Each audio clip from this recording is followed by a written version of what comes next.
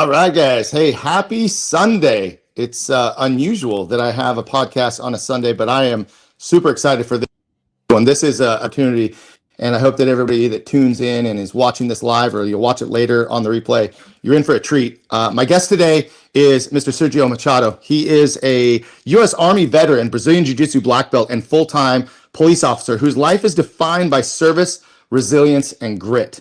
After 10 years in the Army and recovering from a serious back injury following his third deployment to Iraq, he found a new purpose through martial arts. Sergio went on to earn his black belt under Ricardo, Pancho, Feliciano, and built a thriving Brazilian Jiu-Jitsu academy where he inspired students of all ages. A force on the competition mats, he's earned podium finishes and double gold performances in more tournaments than I can name right now. He's pushed his limits beyond the mats, completing marathons and Ironman triathlons. Today, Sergio continues to lead by example as a dedicated officer, husband, and father, living out the same discipline, courage, and experience he teaches. So, guys, thank you all for tuning in today. And Sergio, thank you so much. Thank you for having me. I'm actually a little nervous today, but I'm super, super honored. I know we've been trying to get this thing together for a while, and it's awesome to be here. Thank you.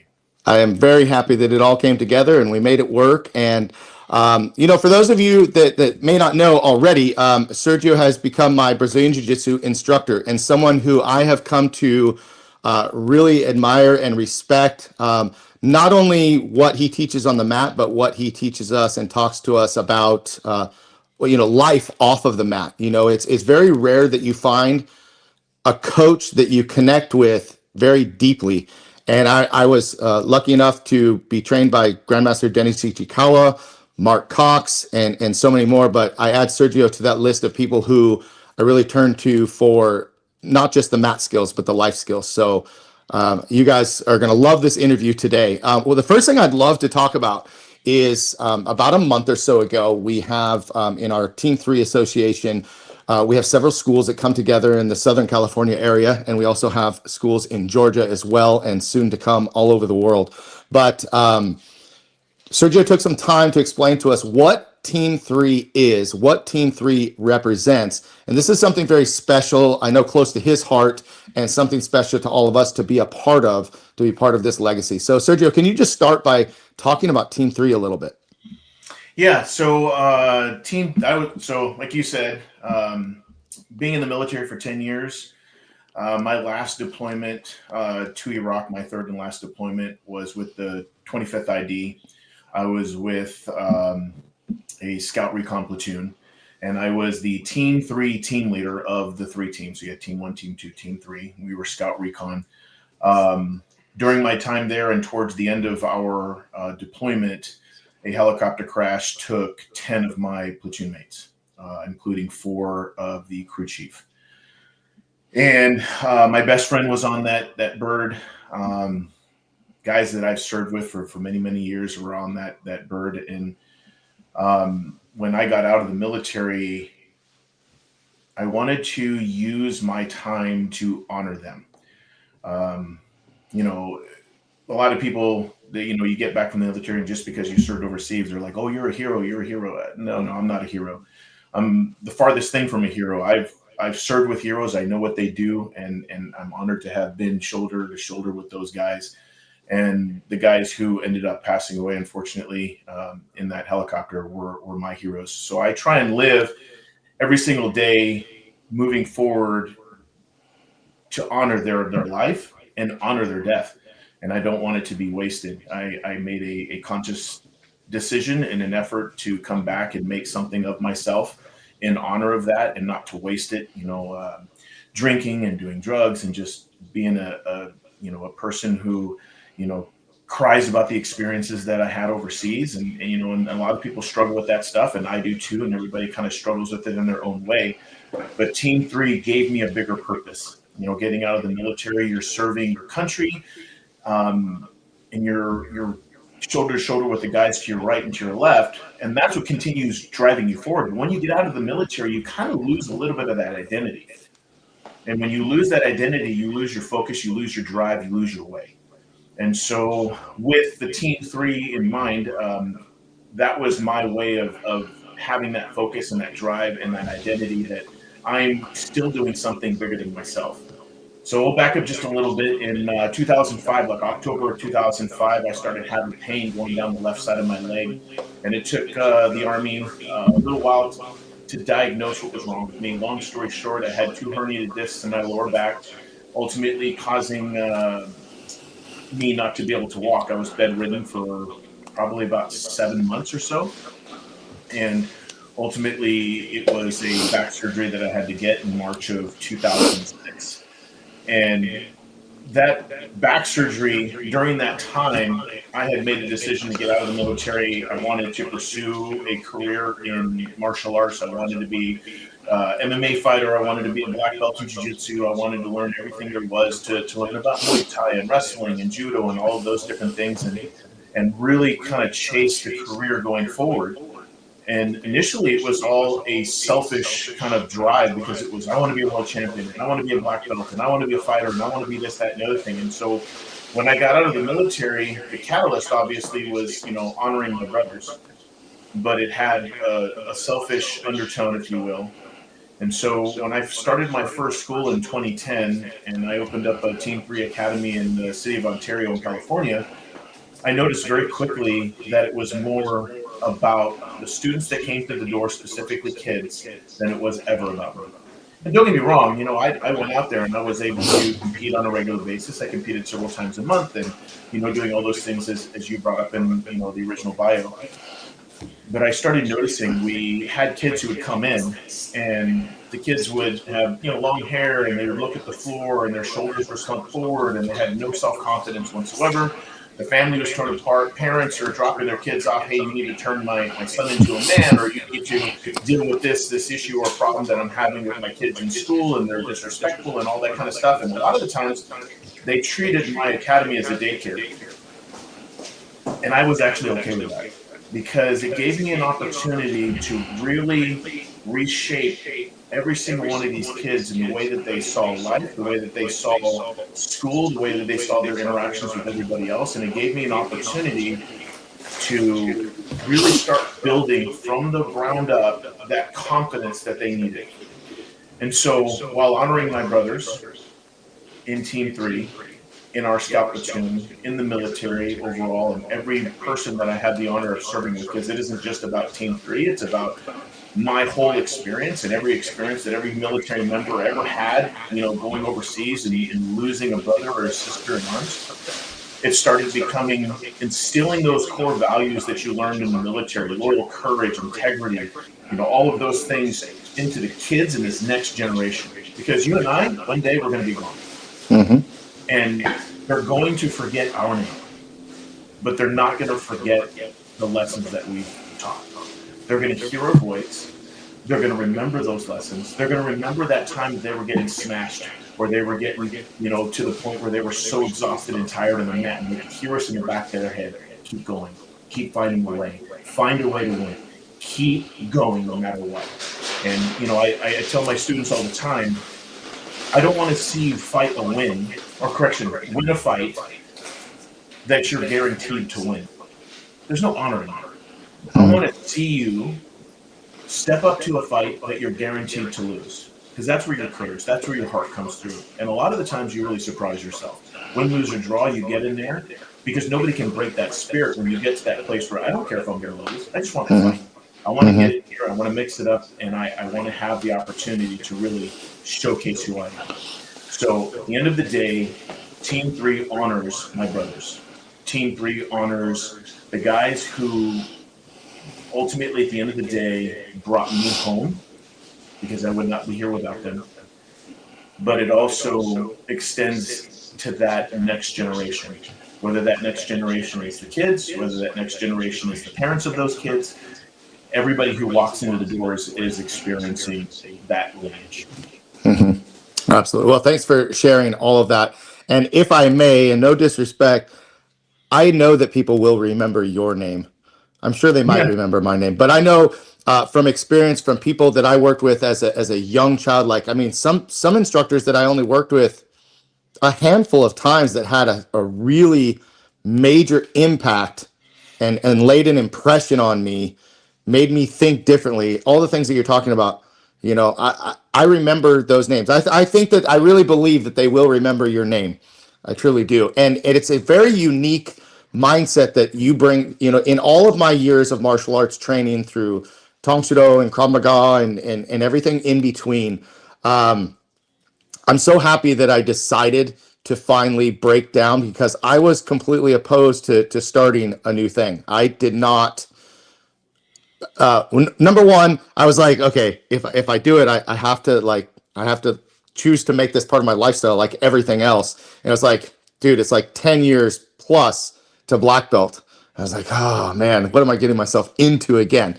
Um, and so, but what has kept me coming back is your mindset, the things that you talk about, you know, facing a fight that you don't think that you can win and having that courage to come back. I mean, I come back every single effing Friday knowing that someone's going to smash me and I have to make that conscious decision to do it and go every single time. I sit in the car and I'm like, dude, do I really want to go do this again? And it's like, yeah, have to, because I agree with the mindset. I agree with the philosophy. I agree with where your training takes us. You know, you talk about taking us to the deep end and finding out who you are.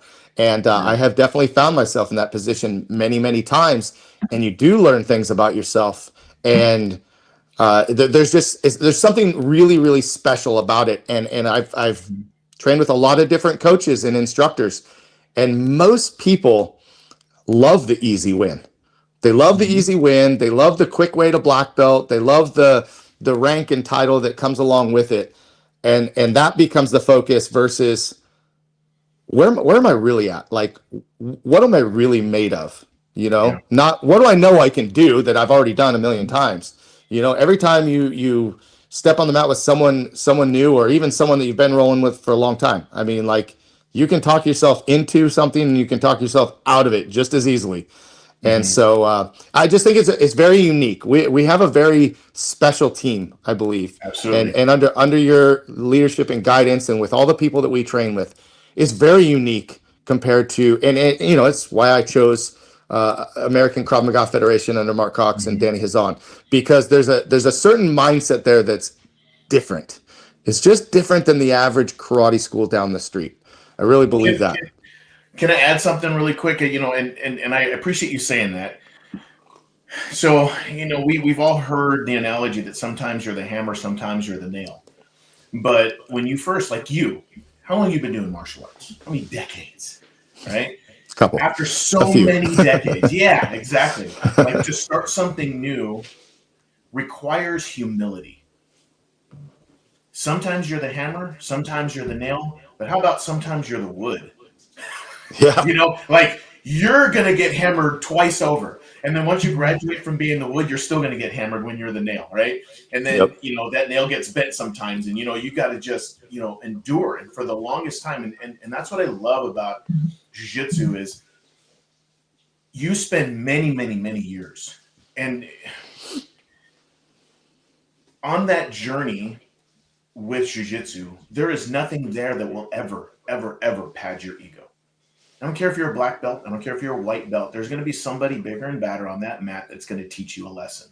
And if you fall asleep or you underestimate somebody, somebody's going to catch you.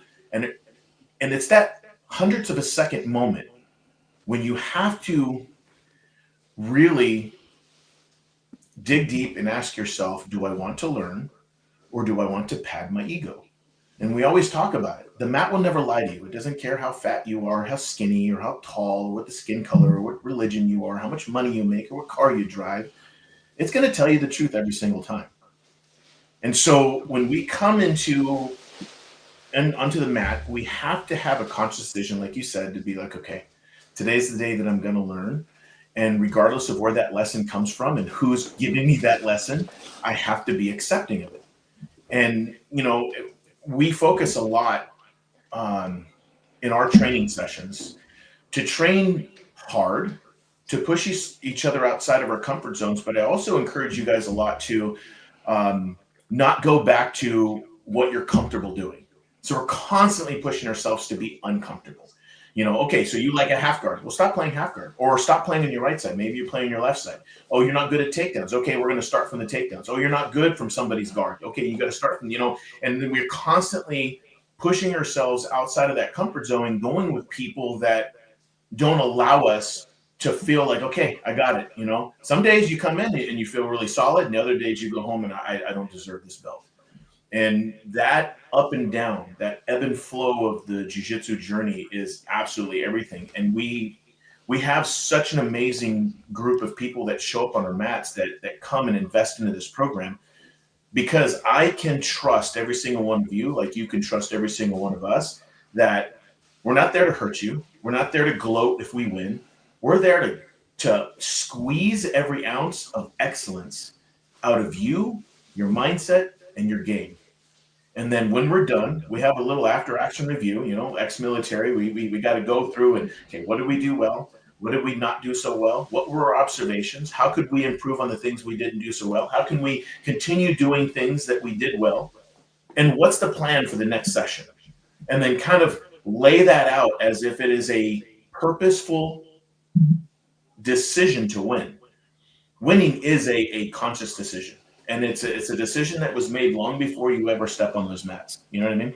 Mm-hmm. No, absolutely. And that's, I love the training. I love the physical aspect of it, but I really, really enjoy the discussion afterwards, because that's where I really lean in and listen to just, the experience and the knowledge and from everybody, like you said, you can learn. I've been doing martial arts for several decades, like you said, but that doesn't mean that I can't learn from the guy that comes on their first day, or the white belt that's standing next to me. I have learned that is so valuable, just to kind of empty your cup and allow that knowledge to flow in, and just like anything else, and then we discard what's not useful, or what we're not going to follow through with, and just keep making that plan. So that's really I won't say necessarily my favorite, but I really enjoy that part of class, because everything we talk about is not always just about the jiu-jitsu. It's not always just about the technique. It's about how we deal with things in our own lives, no matter what the challenge or the obstacle may be. So I want to go back, and again, this has nothing to do with any of the questions that I crafted so far, but because now I'm a little bit more curious. Tell us about your childhood and growing up. You talked about, coming into the military and coming out of the military. What made your decision to get into the military? Was that something that you learned from a young age, from, mom, dad, family member, or was that a choice that you made? And what was your childhood like? So I grew up here in Southern California. I am the middle of my siblings. I have 2 older sisters, 2 younger brothers, and a younger sister. So we have quite a big family, a bit of a broken home. So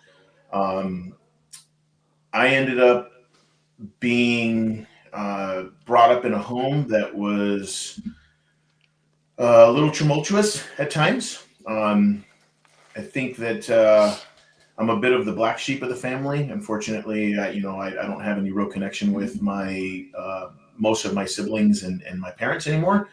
But I still talk to some of my siblings. I think it was just a conscious decision based on, growing up, that there are certain things that I need to make a decision about and move on in my life. And without getting into it too much, there was a bit of abuse there. And it was right around 14 when I made a decision in my life that I was going to fight back. And up until 14, I was basically told that you will never be anything. You will never amount to anything in this life. You are nothing. And I believed it. I believed every second of it. And as a young adolescent, I acted like it. I was constantly getting in trouble. I had terrible grades. I was up for expulsion. I'd been suspended a bunch of times. I was fighting in school, and just being a bit of a knucklehead. And at 14 years old, I had a bit of an epiphany.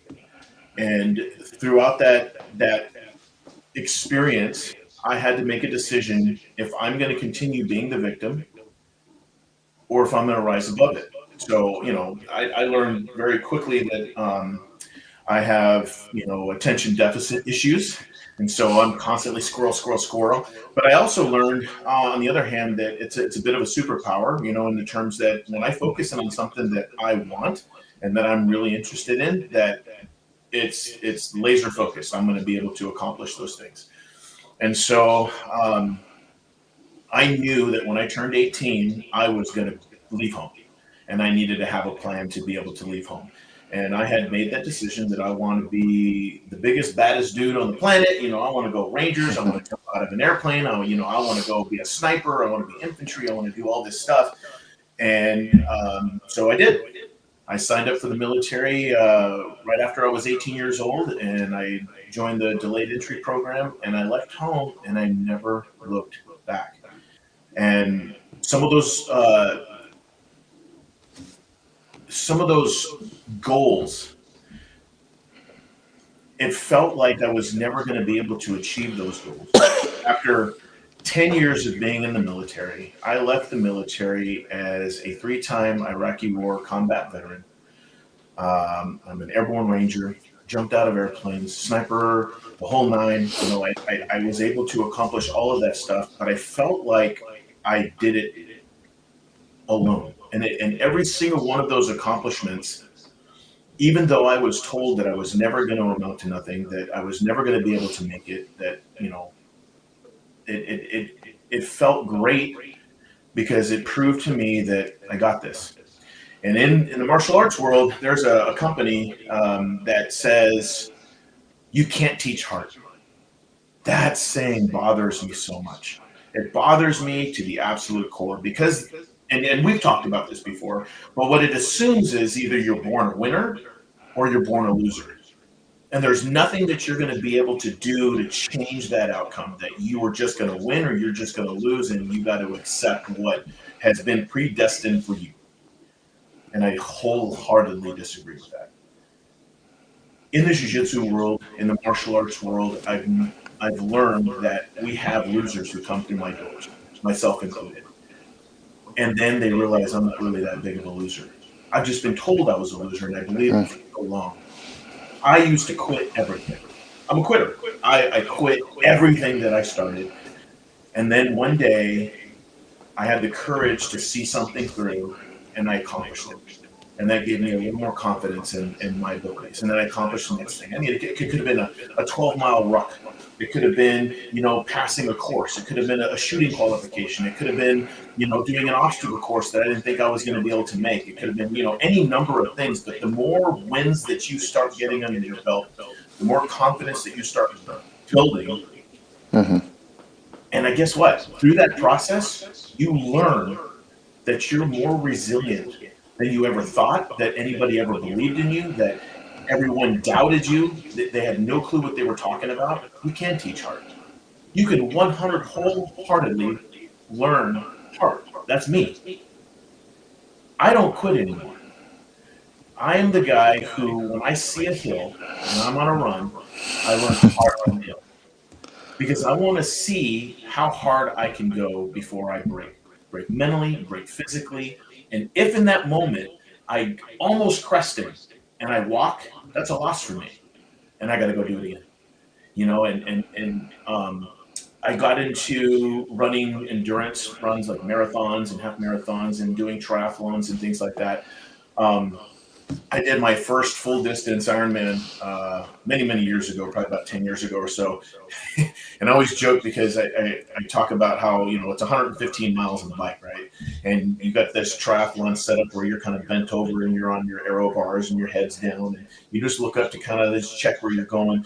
But you're on the bike for so long, I started to talk to my shoes because my shoes were the only thing that was there. I didn't have to listen to, music or anything like that. But you're in your thoughts. It took me a little over 12 hours to finish this, 126.2, distance Ironman. Or was it 140 miles, right? That's a long way, 12 hours, 16,000 calories. And if I had believed what I was conditioned to be from my childhood growing up, I would have never been able to accomplish something like that. I would have never graduated Ranger School. I would have never graduated sniper school. I would have never jumped out of an airplane because I would have been too much of a coward to do so. Mm-hmm. But every single time that you get on those mats and you do something that scares the hell out of you, you strengthen the piece of you that teaches you the heart that is required to gut through those fights that we just talked about that you're guaranteed to lose. And Mm-hmm. one day you're going to realize that you're not guaranteed to lose it anymore. Because sometimes the better fighter doesn't always win. You know what I mean? Sometimes the person who just will not quit. And we've seen those UFC fights, you know, they just like he's taking every single punch that they can give him and he's just not going away. Right. Like, what causes that person? The best fight in UFC history, Stephan Bonner and Forrest, they gave each other absolutely everything in that Ultimate Fighter finale. And I'm sitting there watching like that was heart. They weren't going away. They were conditioned to be like that. You know what I mean? So. Absolutely. Well, I forget who said it, but I've heard an instructor say it so many times that, you know, you can practice your quit muscle or you can practice your grit muscle. And, you know, that's what you're talking about right there. Hey, quick shout out, Michael Grant. Thank you for watching. And Ashley Sage is watching. So thank you guys. Do us a favor. Share the video, share this so more people can watch it. Ashley, if you can, share it in the AKMF group and any other groups. And Michael, share it in our Facebook group, in our students group. But you know, and thank you, Sergio, for being you know, vulnerable enough to talk about your childhood a little bit, because many people don't want to talk about it or like to talk about it, but it kind of lends to understanding where some of this has come from. But you know, I got to be honest, like knowing you as who I know now, hearing some of that was quite surprising to me, because I figured, you know, your whole life you were a go-getter, and your whole life you were just an athlete, and you know, your whole life you had this kind of discipline and leadership, but to come to find out that it was quite the opposite, which I think is, you know, to me even more special in a way, because it's like, wow, that's an awesome win. That's an awesome success story for other people who are listening and are like, you know, my life is not where I want it to be. And you don't have to be stuck there, is the thing. You know, you can make the conscious decision to make a change in your life and move in a different direction. So again, thanks for sharing that. And I know you don't love to hear this, but I will say it on behalf of myself and everybody around me and everybody watching this. But thank you for your service, and thank you to all of our military veterans. It's you know, I often get mistaken for someone that was in the military or from the law enforcement, and I'm like, it's a huge compliment, but no, I've never served, and no, I'm not in law enforcement. But I have such great pride in our law enforcement and in our military, because I appreciate you for that. it's just to me very, very special and just an honor. So thank you. Let's move on to the actual questions that we were going to start with. Before we got to this, we went off on a little bit more, but I hope everybody's enjoying it so far. So you served in the Army, earned a position in Jiu-Jitsu Black Belt, now serve as a police officer. What core value ties all three chapters of your life together? Oh, man. So looking back at everything and kind of like stepping back, all of those setbacks, all of those different things that I kind of dealt with, everything from overcoming the hardships in my childhood, overcoming all of the hardships that either one, I created for myself as a young adult, or the hardships that I had to face, you know, being in the military and then getting out of the military and then, you know, going into, you know, business for myself and, you know, doing the martial arts journey and all of that. The one core value that comes down to everything is courage. In order to be able to get something that you've never had, you have to have the courage to do something you've never done. That courage is built, inspired, motivated by something external that you can take no credit for. And I am so very blessed to have been surrounded by such amazing people at the absolute right time that I needed them in my life. Growing up, even though my childhood was tough, I had two ladies that watched me and were able to take care of me, and they got me out of my home as often as they could, and I am eternally grateful for them. And they believed in who I was as a person. And so the very limited time that I was with them, they gave me the courage I needed to believe in myself. Leaving for the military, being surrounded by these elite guys, I'm just looking at them. I'm like, I got to be able to be like that person right there. And so every single ounce of pain, every decision to take that next step. I remember, being in Ranger School, and I was in Florida phase, which is the third and final phase of Ranger School, and we were doing a 18-click movement. We're probably maybe a couple of weeks from graduation. I'm 35 pounds lighter. It's 2:00 in the morning, and I'm just walking in pitch black. I'm in the leadership position. It seems like everything I'm trying to do is just failing. And, I'm carrying 2 rucks because my radio operator ended up not being able to carry his ruck. So I'm carrying his ruck. I'm all the way in the back. And you only get, a very small amount of food, and they're meals ready to eat or MREs, right? And I had been saving this packet of, crackers and peanut butter all day in my cargo pocket. And I'm looking forward to this thing. And we're walking on this thing and, this road, and it's, I reach in my pocket and I pull the crackers out because this is my only happiness right now, right? I'm just, every single step is 100% a painful, conscious decision to keep moving forward and to not quit, because everything inside of me is telling me, you don't need this. Just quit. You can go get a hot shower. You can get some sleep. You can get some food. You don't need to deal with this. And as I pull out the crackers, I reach in my cargo pocket, the same pocket, to go for the peanut butter, and the peanut butter's missing. And the ranger instructor who's standing behind me sees that when I pulled out the crackers, it had inadvertently pulled out the packet of peanut butter, and it was on the ground behind us. And there's a rule in Ranger School that you need to be, when they say reach, you got to be able to touch the person in front of you. If you're not able to touch the person in front of you, then they throw you on the truck and you're considered a fail. And so he's laughing. And I turn around and I see that the peanut butter's on the ground behind me. And I know that I'm at the very end of whatever little energy I have left. I have no idea how far I'm walking. If I turn around and go get that peanut butter, I may not have the energy to run back and catch up. And he's laughing because he knows that. And I literally, just in that moment, I'm broken. I just feel that brokenness. That moment of brokenness is prevalent in so many other areas in my life. I have stories upon stories, and so do you. I imagine that you have a decision to make. Am I going to go back and get that peanut butter, or am I just going to continue driving on and do without? And I'm going to complete this mission, whatever that mission is at the time, right? I remember, laying in bed. I'm getting ready to have my back surgery. It's like 2006. I'm on 300 milligrams of MS cotton a day. And if you know anything about narcotics, they're absolutely terrible for you. And I decided that I have to get off these narcotics before my back surgery. And it was like March of 2006. And I was awake for 4 days trying to detox from this narcotic that I had been on for the last 7 months.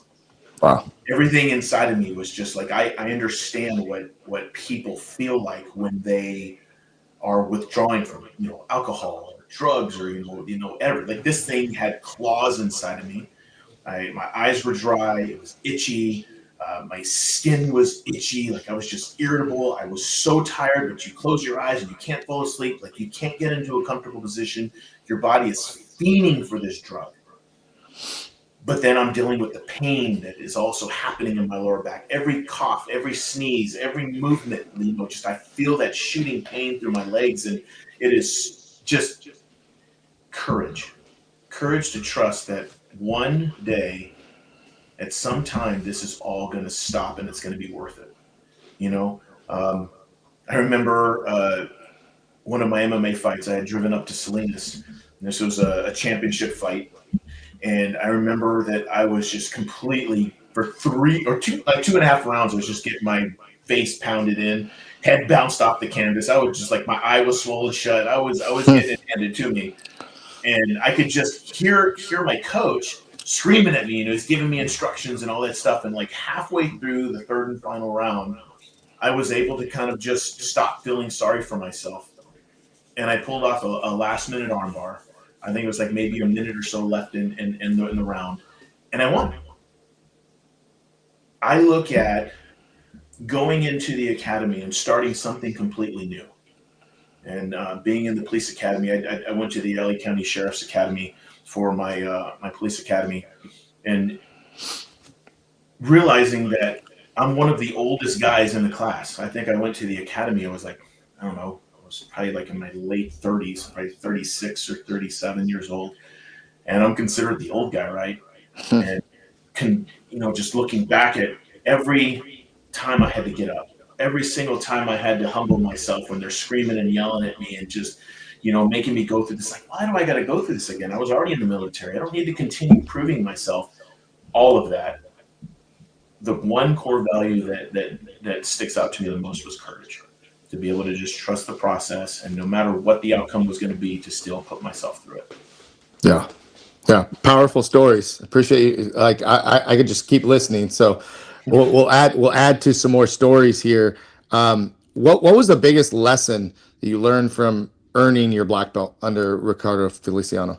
Tell us about him a little bit, because I don't know him, and I have not met him, and we don't talk about him a lot in class. So I'd love to hear more about that. So Pancho is awesome. So shortly.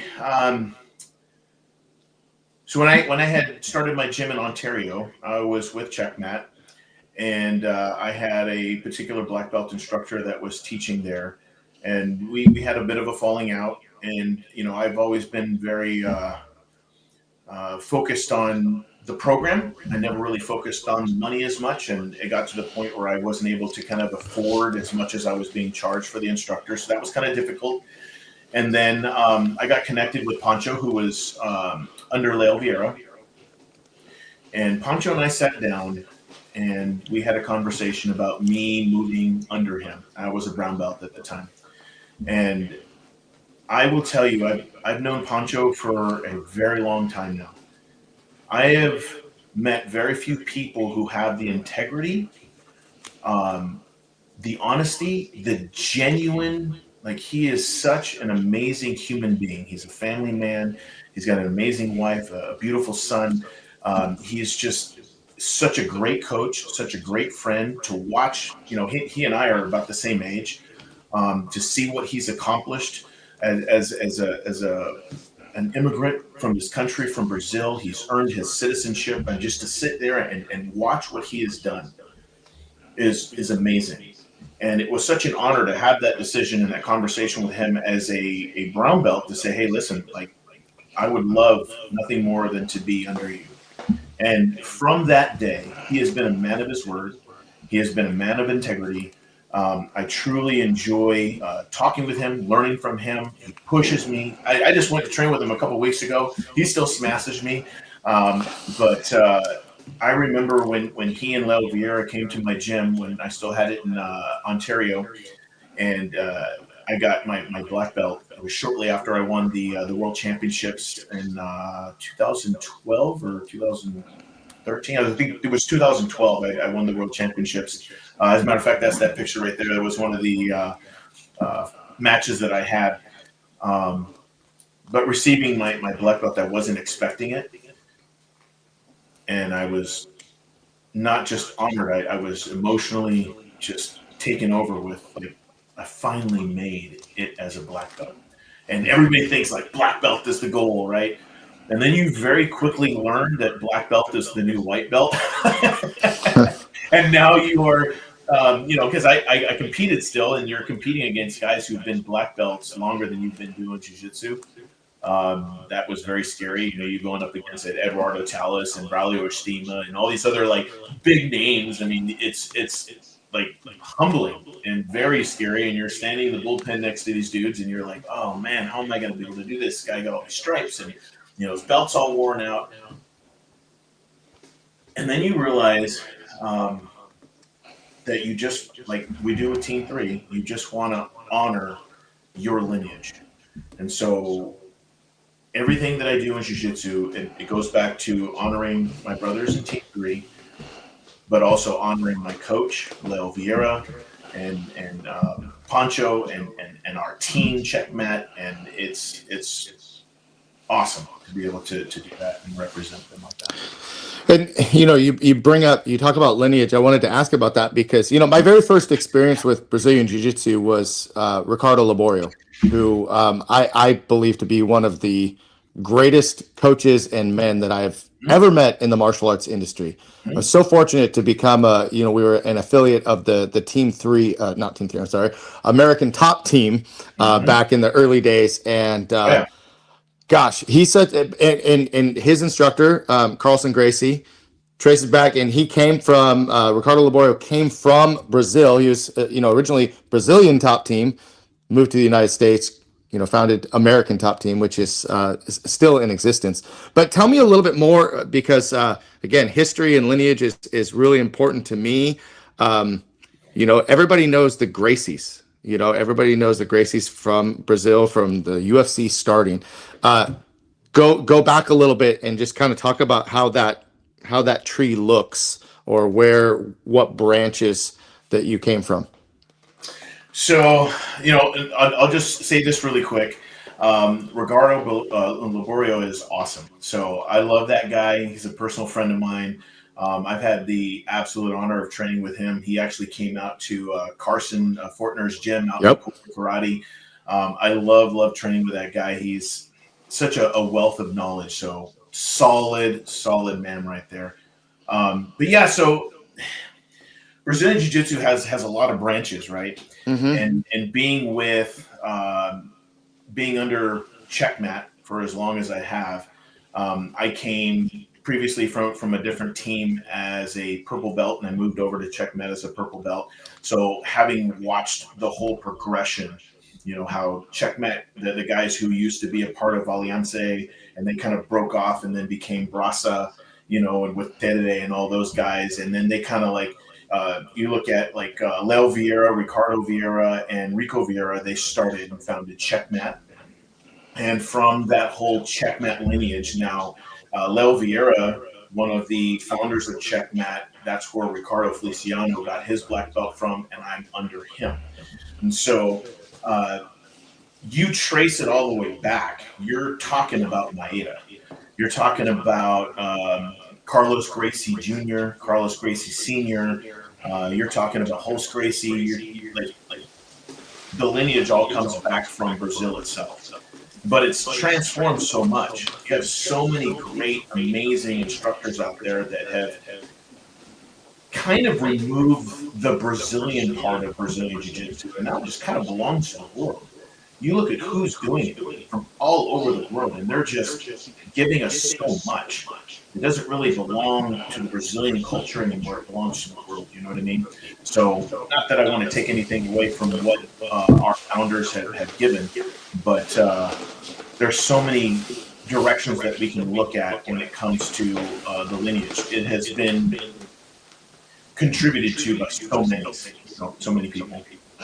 Yeah, I just sometimes I sit back and again I talk about Grandmaster Ichikawa and sitting and talking to him about Chuck Norris and Pat Johnson and all the black belts that came before them. It's just always again, Mr. Cox and I just thrive on that information and how important tracing our lineage back is, and for us to be able to tell our students you can look at your family tree and know where you came from and respect and honor that. I think it's super special.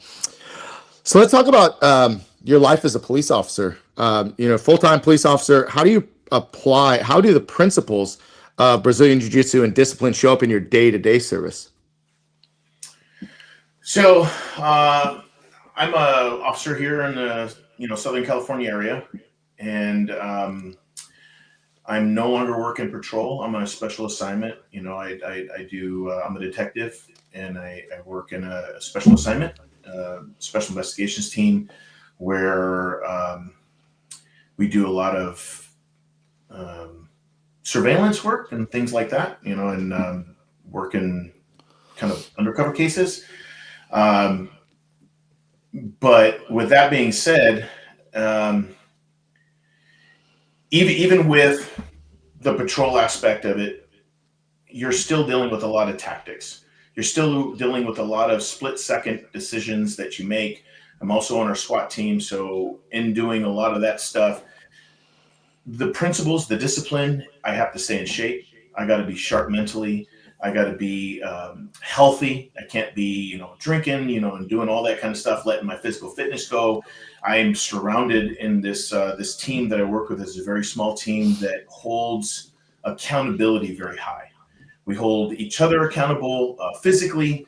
We hold each other accountable when it comes to our work product. We're honest enough to be able to say, hey, dude, like you need to rein it in just a little bit. You're kind of going this direction or that way, or hey, you could have done this a little better. And we're not getting feelings. So when we talk about the discipline that's required in the martial arts world, all of that extends into the law enforcement world as well. Not a whole lot of people understand how many hats you wear as a law enforcement officer. They think that, you got your badge and your gun, you go out there and you just arrest people and, you just, like, they're just very little known about all the different things that kind of come into play. Mm-hmm. We hold each other accountable more so than anybody will ever hold us accountable, because there's so much that goes unshown in the media that is happening internally. I'll give you an example. We show up to a call comes out that it's a welfare check. This person over here may be having some sort of a medical episode. They have been suicidal in the past. They don't have any weapons registered to them, but they're inside the house. They're throwing things. Family members are present, and that's our call. So what are we thinking in our mind as a person who has no law enforcement training? Is like, just go in there and talk to them and, get them help. But it doesn't really, like, in our brains, it doesn't play out like that, because at the end of the day, there's a handful of things that we need to think about. And the very first is safety. What is the priority of life? We are not at the top of that priority of life in that particular instance. Innocent civilians are going to be at the top of that priority of life. Then it's going to be the officer, and then it's going to be the bad guy, right? Whoever that bad guy may be. And as harsh as it sounds, yes, they may be experiencing a medical emergency, but that doesn't exonerate them from doing things that are going to harm innocent people, including us, right? So we have to make decisions that are going to be best for everyone. And ultimately, at the end of the day, if we have to hurt somebody, to us, that's a loss. We don't want to hurt anybody. We want to go in there and be able to help somebody. But at the same exact time, we also have to think about, okay, you have the right to have the protection of unreasonable search and seizures. I can't just come into your house. I can't just take away your guns. I can't just, put you in handcuffs whenever I want just because I want to. It doesn't work that way. So there's case law that we got to deal with. There's policies, departmental policies we got to deal with. There's statutory laws that we got to deal with. There's tactics that we got to deal with. There's that, little civil things that we need to take in consideration, like all of this stuff. And then all of it, like, okay, do we have a crime? If we don't have a crime, what are we going to do? Are we going to force ourselves in a position to where we force ourselves in a life and death situation where, okay, I'm going to go into this guy's house. He may be having a medical emergency. He's not a danger to anybody else, just himself. And then the guy's holding a knife. Do I want to put myself in a position to have a life and death encounter? No, I don't. And so it looks mean. It's like, oh, you should have went in there and helped him. You just walked away. Well, yeah, nobody else was in the house. We got everyone out. He's legally allowed to have a knife in his house. It's not illegal to kill yourself. It's not illegal to harm yourself. Yeah, if we ask him, hey, do you want help? You know what I mean? He says, no, I don't want any help. Like, what are we supposed to do? Force him to get help in his own home? Like, you know what I mean? Like, there's all these different things, and there's certain criteria that we have to abide by. But the whole aspect of taking it slower and understanding that, oh, I need to plug my, sorry, buddy. Losing power. I know. I didn't realize that I was losing power. I think I'm looking. But anyways, Okay. so it's just a matter of understanding like um, the fine balance between it all. And sometimes the optics don't look good, but the that high stress that I experience on the mat is the same exact high stress that I experience in the job, is the same high stress that I experience when we're doing undercover surveillance, is the same high stress that I deal with in a SWAT operation, whether it's doing entry or, you know, any of this other stuff. It's being able to keep the chaos that's going inside down to a minimum, to be able to make those good, timely decisions that are going to have the best outcome, and to kind of use all of that experience. We talked about it all the time, that stress inoculation. How do we get that stress inoculation?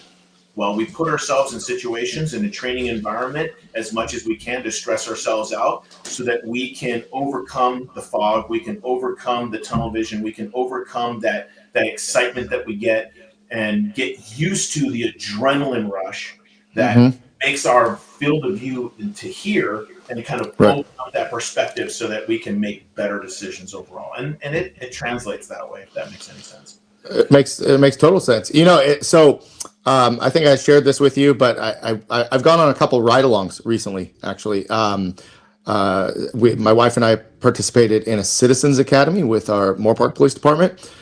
Super eye-opening and super educational, because like you said, the average person doesn't know a lot about the behind the scenes stuff and procedures, and you know, they see the lights and the sirens and they see people in cuffs going in the back of the car, and that's or movies, and we'll come back and we'll talk about movies in a second.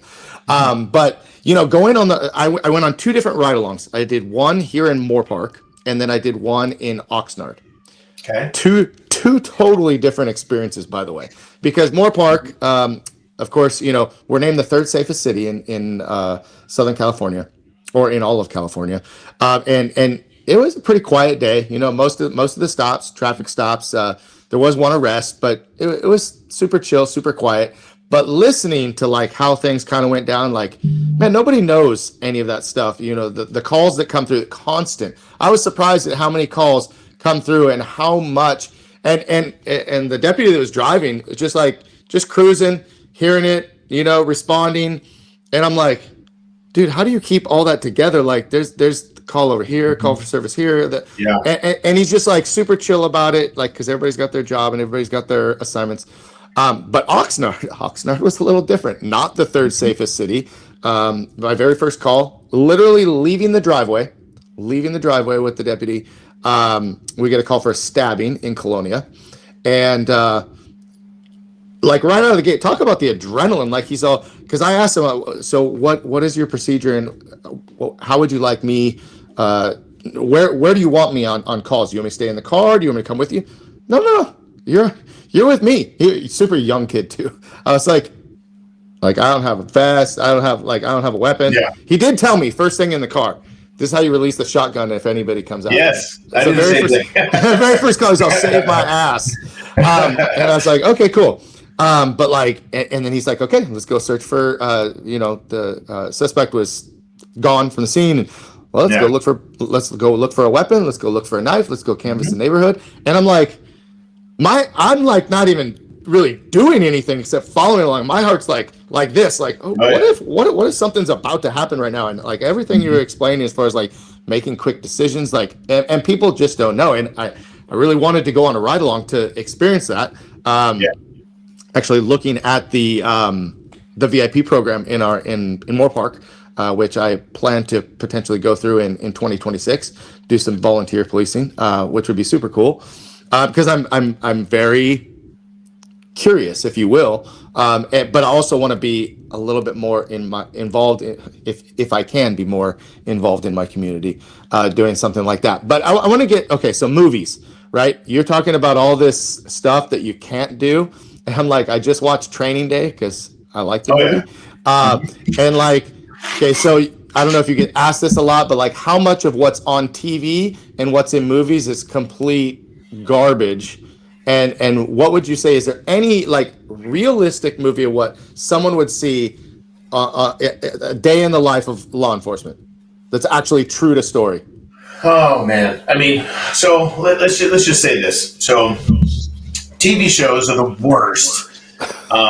If you watch any of the TV shows, not only are their tactics absolutely terrible, but they do not follow any policies. They don't follow any statutory laws, and they definitely don't abide by any Fourth Amendment. You just see violations absolutely everywhere. So, TV shows are the absolute worst. I haven't found a single TV show that was even close to it. I would say the closest would be Southland, but even then, like there's a lot of violations there that the average officer would find themselves in an investigation pretty quick if they did half of the stuff that you see. Yeah. Like I said, we hold ourselves pretty accountable. We all of us have body cams now, which kind of backfired on all the people that wanted the body cams. They wanted to expose the cops, and you guys are doing all this bad stuff. And in all actuality, it shows like we were actually doing it right the whole time. So every once in a while, you have a bad apple, but that's in any profession. Well, let me jump in real quick on that. I will say, Oxnard, we had so many calls that day, and like the craziest stuff. I'm baffled at like literally how stupid people are, and how poorly they treat law enforcement. Oh, yeah. Every single call we made, I was like, how do you stay that calm? Like, how do you not just want to smash that person's face? Like they're like almost to the point of like spitting in their face and yelling and screaming and all that. And they're like, ma'am, calm down. I'm like, what do you mean, ma'am? Like, get your ass over here. Like, right. It was wild. So it's funny you say that, because I went on I had Mark Cox went on a ride along with me. I know exactly what you're gonna say. So he was so mad at these gangsters, dude. He was like yelling at me, like, "Hey, bro!" Like I had to kind of like go up to him and like, "Okay, you gotta back off now, dude." Like, let me handle this. Now, it's funny you say that. So yes. There is nothing wrong. Like, we all have our own internal thought process and own internal feelings. Like, because somebody's spitting and yelling and screaming obscenities at me or any of my partners, it doesn't mean that we're robots. We're humans. We feel those emotions. Yeah. The difference is the more mature as an officer that you are, is your ability to be able to keep what you're feeling off of your face and from coming out of your mouth. Now, there's a time and a place. Don't get me wrong. Some people don't understand kindness. They mistake kindness for weakness, and you gotta use a little bit here and there when it comes to like speaking to somebody firmly. It may not always be served. You know what I mean? But at the end of the day, like with all everybody being on video, they're waiting for you to mess up. And then the thing is that law enforcement as a whole has a better track record of successes than any other profession, including doctors. And like we have such a high success rate. How many interactions are happening in any one department a day? I mean, calls for service, depending on the calls for service, you're going to have thousands of interactions depending on the city. How many departments do you have across the state? How many departments do you have across the country? So how many contacts are you having nationwide that go unheard of, successful interactions? But then you get, this one knucklehead officer who is a human, and there's no excuses for the things that happen that are outside of the law and that are wrong. There's no excuses whatsoever. But look at the percentages. Right. Hundreds of thousands of contacts go perfectly fine. Right. You know what I mean? And you're absolutely right. But we still have those emotions, and that's where that bringing it down and understanding, like, listen, they're angry. Sometimes you're contacting somebody on their worst day. They had a car accident. They got their house broken into. They're the ones tweaking. You got a guy over here who's beating up his wife. You got another parent over here that's beating their kids. You got all these different things that are happening. You're contacting people at their absolute lowest. If you take everything personally, you're going to be a very burdened individual. Yeah. So you can't have that burden. You have to be able to understand that this is something that you have to compartmentalize and not allow their drama, their emotions, their experiences to become your drama, your emotions, your experiences. Does that make sense? Totally makes sense. And so I want to piggyback off that a little bit and talk about some of the psychological and emotional stress that you deal with and any law enforcement officer might deal with on a regular basis. I mean, you're a dad, you're a father.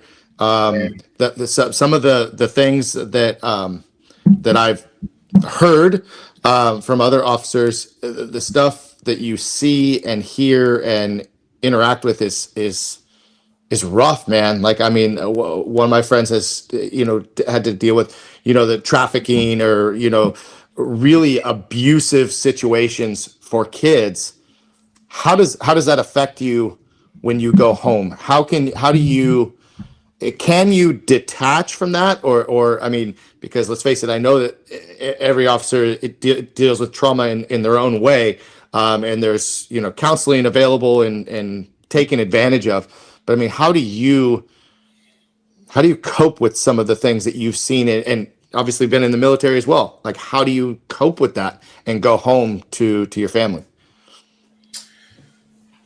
so we'll go backwards just a little bit, and I kind of touched on it a little earlier. Everybody deals with their trauma and their experiences a little differently than others. Mhm. Having been in the military for 10 years, you've seen a couple of things. I was an infantry guy. I was in active combat. I spent 3.5 years in Iraq, including the invasion. There are things that, I had to do to get through that experience. For people who join the military, and I don't know everybody's situation, but I'm just throwing some scenarios out there. If I'm the guy who joined the military for college and all I wanted to do was get some college money and maybe some veteran benefits, going to combat and experiencing having to take another human person's life, or seeing somebody blown up, or watching one of my buddies die, could be a world shattering experience for me, and it might debilitate my ability to continue moving forward in a positive manner. But having been the person that wanted to go into the military, I did it voluntarily. I was seeking the job that would be the hardest. I wanted to, do all of the difficult stuff.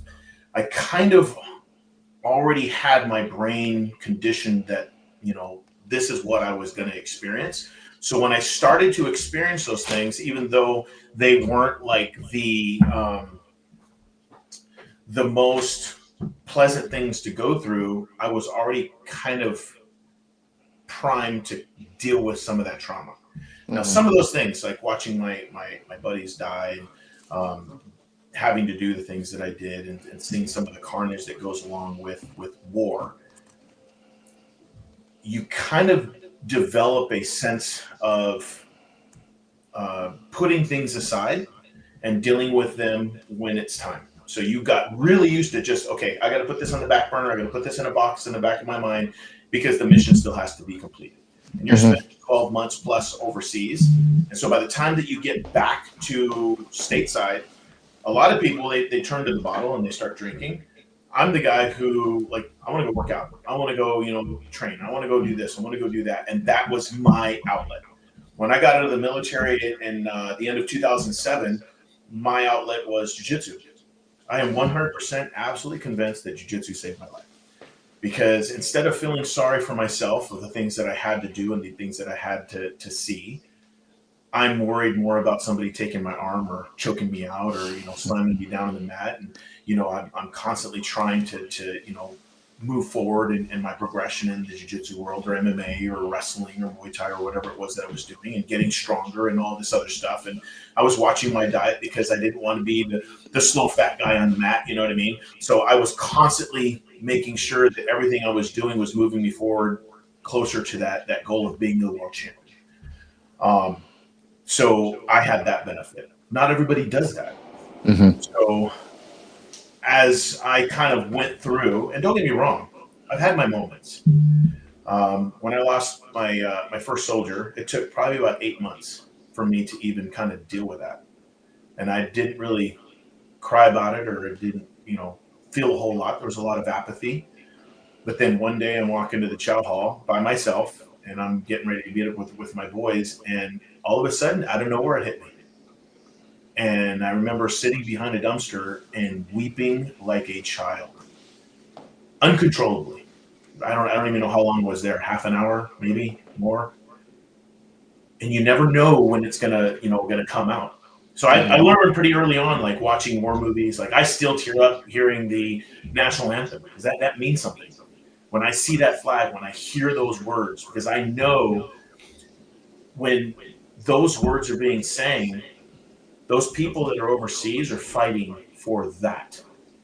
We're fighting to preserve that ideal, that American, ideal that we believe in freedom. Mm-hmm. We're going to do anything at any cost to preserve that freedom. So I kind of had a little bit of a head start now moving into law enforcement. What gets me still are the kids. Yeah. Anything with children is probably the hardest thing for me, whether it's, sexual abuse or physical abuse or, abandonment or anything like along those lines. I'm going to really struggle there. I still have those emotions inside of me. And there's times, and there's nothing wrong with it as an officer to be like, you know what, I can't handle this one right now. All safety aside, I'm going to have to step back a little bit. You mind, stepping in for me? And, we have situations where sometimes you as a partner recognize that your buddy is not at his best or her best. And you're like, hey, partner, I got this. Go ahead and back off. I'm going to take it from here. And so we really rely on each other to kind of deal with those things. But having so much experience of compartmentalizing all of that, nasty things that I saw overseas, now in law enforcement, like that right along with Mark, we had a guy who was walking down the street and got shivved right in his neck, and he's just literally like he runs down the street and collapses on the ground, and my partner and I are basically plugging this hole in his neck that is just gushing with blood, and if you allow those moments to kind of like eat you up. And that whole thing, which would normally be traumatic for the average person, for us, it's like my focus again is I need to save this guy's life. Save this guy's life. Save this guy's life. We need to do what we need to do. Go back to training. Save this guy's life. So we're plugging his neck full of combat gauze, which is a hemostatic dressing. You know what I mean? Let's get this guy to the hospital as soon as possible. Save his life. And we did. But it's not time right then and there to deal with that emotion. You put it in a box, and then you get so much of that stuff in a box that everybody deals with it a little different. I work out. Yeah. I need to see a therapist, all that kind of stuff. So. Oh, well, thanks again for sharing all that. I know that's kind of a lot, and for a lot of people, they're like, "Wow, like how?" But but again, thank you for that. Well, let's wrap things up with just a couple more questions. What advice do you give to students or teammates who are going through setbacks, injuries, or personal adversity? Oh man, setbacks, injuries, personal adversities. Well, I love the saying that this too shall come to an end. So nothing's forever. I've had my fair share of setbacks and injuries and personal things that have kept me from performing my best. And when you're walking in that valley and you're dealing with that whatever it is, that turmoil, it seems like it can be bigger than you at times, but just know that it shall pass.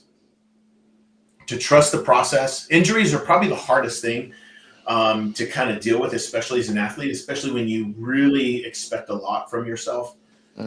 You want to be able to perform, and your body is not allowing you to do that. So you have to have the patience required to recover and not get started too soon and not push yourself past those things that are going to continue re-injuring yourself.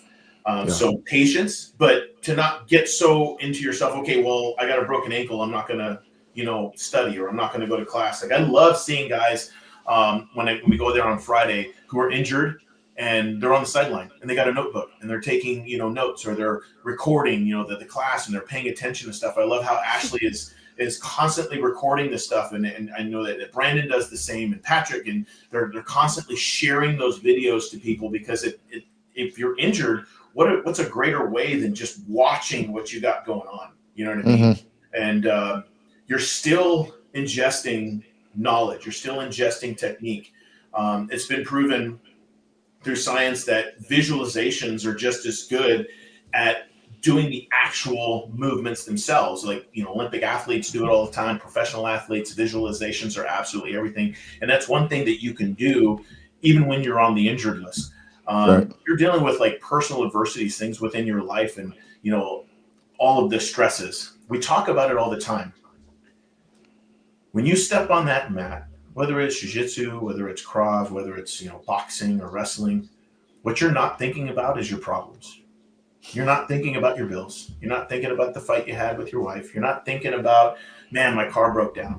You're thinking about how you're not going to get choked out. You're thinking about how you're not going to get taken down or your guard passed or get punched in the face or whatever that may be. For that hour and a half or 2 hours that you're on that mat, you are surviving. Mm-hmm. And what a healthy way to do to be able to deal with some of the stressors in your life, because you're getting all of that positive chemicals that are moving in your body, and you're de-stressing, you're decompressing, you're able to kind of put it aside so that when you get off that mat, you're in better form to deal with some of those stresses. Plus, you're making yourself more resilient and stronger. Yeah. So I love the lessons that the mat teaches, because when you're on that mat, you learn that 5-10 minute round or whatever it is, that smashing that you're getting, it will come to an end, just like the problems in your life right now. And unfortunately, a lot of the problems that we have are self-induced problems. We did something to cause those problems. So it gives you a little bit of reflection, like, hey, dummy, don't do that again. Right. Totally. Well, last question. And you've talked a lot about, legacy and what's important to you. But as a devoted husband and father, what legacy do you hope that your family and your students take from your journey? So my goal is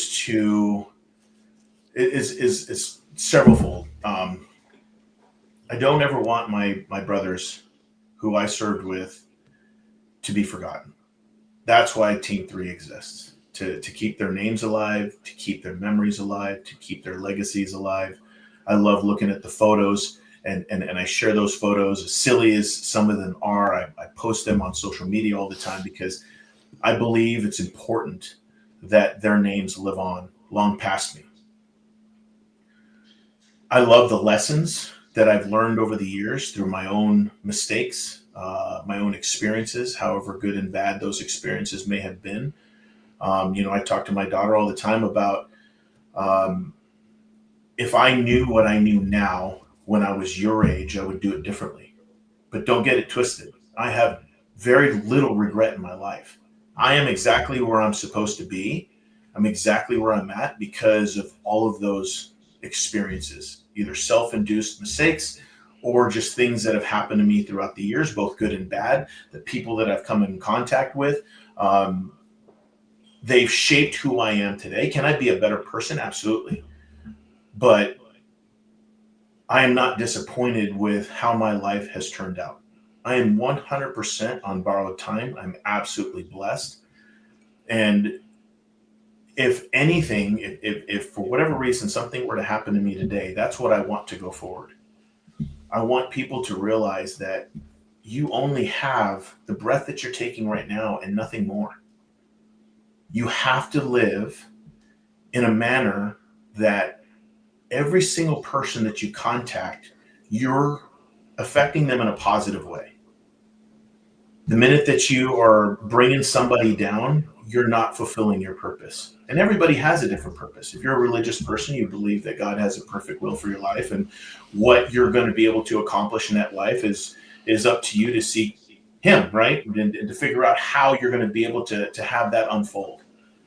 But ultimately, at the end of the day, what mark have you left? If you leave and there is no ripple of your life left years after you're gone, like, how sad would that be? Mm-hmm. And so I don't care if people remember my name. I just want them to remember the lessons.